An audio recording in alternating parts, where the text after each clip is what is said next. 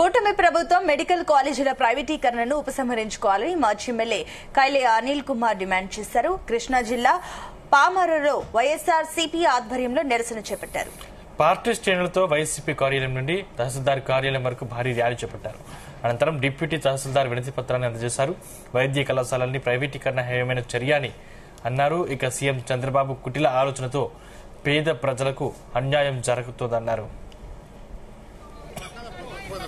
Enumeration ఏదైతే రైతులకి సాయం చేయాలనుకుంటా ఉన్నారు, ఆ సాయాన్ని ఆ ఇన్పుట్ సబ్సిడీ వెంటనే కూడా రిలీజ్ చేయాలని చెప్పి కూడా ప్రభుత్వాన్ని డిమాండ్ చేస్తా ఉన్నాం. మా మీద ఎదురు దాడి చేయటం కాదు, మీరు ప్రభుత్వంలో ఉన్నారు, బాధ్యత వహించి మీరు ఆ రైతులకి ఇన్పుట్ సబ్సిడీ తక్షణమే ఇవ్వాలి.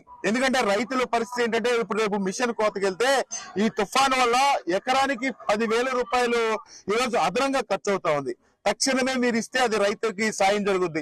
అదేవిధంగా పంట పెట్టుబడి సాయం మీరు ఏదైతే అన్నదాత సుఖీభవ అని చెప్పారో ఆ అన్నదాత సుఖీభవ కౌలు రైతులకు కూడా వర్తింపు చేయాలని చెప్పి కూడా వైఎస్ఆర్ కాంగ్రెస్ పార్టీ తరఫున రైతుల పక్షాన డిమాండ్ చేస్తా ఉన్నాం. అదేవిధంగా ఈ రోజు ఈ కార్యక్రమాన్ని మీరు తక్షణమే ఈ వైద్య కళాశాలల్ని ప్రైవేటీకరణని మీరు ఉపసంహరించుకోకపోతే ఈ రాష్ట్రంలో మీ కూటమి నేతల్ని రోడ్డు మీద కూడా తిరిగిచ్చే పరిస్థితి ప్రజలే తీసుకొస్తారని చెప్పి కూడా మనం చేస్తా ఉన్నాం. ఎన్యూమరేషన్ ఏదైతే